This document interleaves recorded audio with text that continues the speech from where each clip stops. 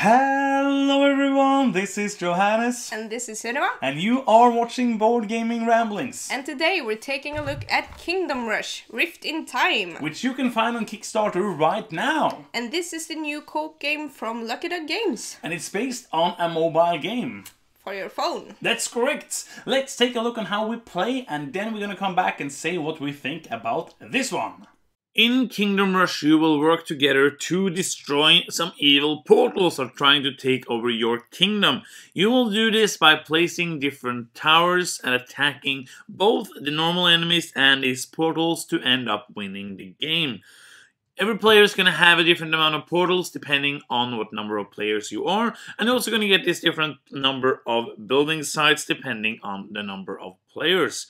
Each round the players are going to play their towers and they can play them out. I'm going to show that in just a minute, and they can also send their towers to the other players to make them be better and upgrade them during later in the round. So how this works is that let's say I am the orange player and I have this level 1 archer, upside down level 1 archer. I will take this level 1 archer and I can put it over here. It says I can attack 2 spaces this way, and I will take an attack piece that looks like it is on the card, and I have to place it that way somewhere on this card. So you have to puzzle trying to kill the enemies in the best way possible. So the purple player may, for example, put this card over here and put this bombard attack piece over here. So it's a puzzle game trying to puzzle it together to cover up all the enemies on a card. You also have these heroes that you can use, and you can play your hero card to your hero mat here to be able to move around the board and do different actions. The heroes themselves can also stand on top of enemies,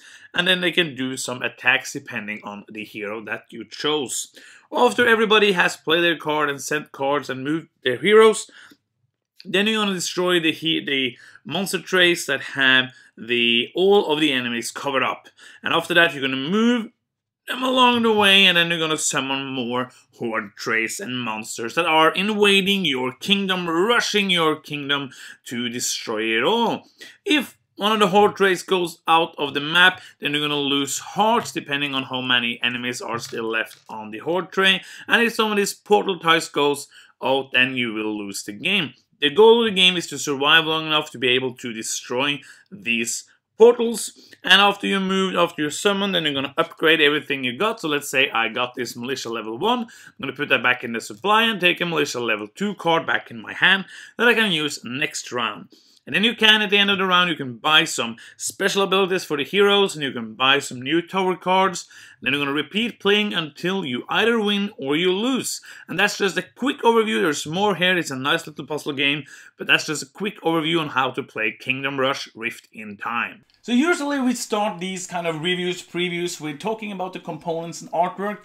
This is a prototype, as you saw in the rules overview, but we'd like to talk like a couple of words about it anyway. So what do you think? Like, keep in mind everything's prototype. What do you think? Yeah, but keeping in mind it is a prototype, I wouldn't believe it was a prototype. It looks amazing. It looks like an amazing prototype, and I think the minis are really cool. They are.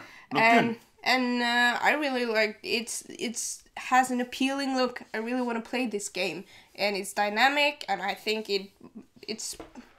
I think the pieces you put that deal damage are really like clever. Yeah. It has its purpose, and it works really well, and it looks good as well. Absolutely. The artwork is from the app, so if you've seen the app, then you know it's kind of the same artwork.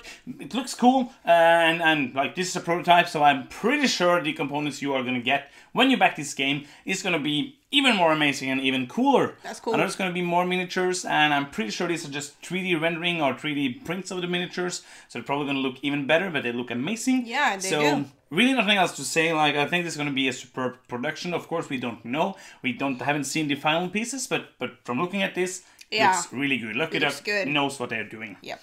So let's talk about the gameplay. First of all, we have played 3 scenarios, which was kind of in a basic scenario book, a tutorial, and 2 other missions, and first impression, it was fun, right? Yeah, the tutorial is without the heroes, and I thought it was really fun when they added the heroes. Yes. Because then you like got your own thing to do, and you're like stepping on those monsters and like killing them yourself. Yes. That's really cool. And they they mix your like options up a little bit, so you get some like more options to play with, and it's also a little more thinky as well, I thought. Yeah. This is, if you've seen our videos, you know I love this kind of puzzle Tetriminos games, and this is that just done in another new interesting way. Yeah. Like, I haven't seen it in this kind of co-op game where you're trying to move around and you're trying to work together to be able to place the right pieces at the right time, and I think that's really interesting. Yeah, I think the most interesting for me is like when do I want to upgrade my guys, and which one should I send to you, so that your positioning could have the best use for them next round, and what will I be stuck with, and what can I then use, and where will these monster trays be placed the next round, and then you have to see if you can destroy something and how the movements are going to change if you don't destroy any trays, and if you do, because the movements are going to be different. Absolutely. It's really cool. I think it's making, like, you haven't played the app, have you? No, I haven't. No, I haven't played the game. I haven't even seen it. You hadn't, no, because you don't really play a lot of games on your phone. No. I do, because I need stuff to do, and I play this game. I like these kind of tower defense games. I know there have been kind of a couple tower defense board games. I haven't tried anything else of those, so we can't make any comparison between them. But this, I feel, captures the game by making it different, because you kind of have the upgrade of the cards, giving them to each other, which of course isn't in the app. It's more like you have, isn't it? you have played like a tower defense game where you get money for killing the enemies and you can upgrade the towers. Here it's more like the planning of switching them around, but I think that they have managed to make it kind of feel like the game. It feels like a tower defense game. Yeah, and I'm just curious, is there heroes or special abilities or something in the app? It's been a while since I played it. I should have. You should told me you should ask that question, and I would have found out. I'm guessing that the heroes are from the game, because that would make sense. I don't remember playing with it, but I'm pretty sure they are there. Yeah. So that's kind of the don't take that. You can play the game. Download it, and then when you're backing this, when you're waiting for it, you can play the mobile game a lot. So yeah, we will play that. So it's hard to say a lot about replayability, because we don't know how many scenarios going to be, and usually in these kind of Kickstarter campaigns are going to be lots of cool stretch goals, lots of cool stuff going on. If you like this kind of tower defense co-op puzzle games, I think this would be a game you would like, right? Yeah, I think so too. I think it will be interesting when you get like a long map and you have to like move around and try to not get killed, because you have to like get the portal like that's right up there. Yes. And also with more players you can spread out and take like control of different areas. I think that's really cool. Absolutely. We have only played 2 players, so we only could like switch the towers with each other. I think it would be interesting to play it with more as well, to switch towers with more people. But as 2-player game, it's a really fun game. It's not too brain burning, but you have to plan ahead. You have to do the planning needed in a co-op game. I think this it's a great co-op game. Yeah, I think so too. And I think this is one I will enjoy playing with more players than just the 2 of us. Yeah, absolutely. Which is rare for a co-op that we play together. Yeah. So we played it in about an hour, like 45 minutes to an hour. We played it pretty quickly.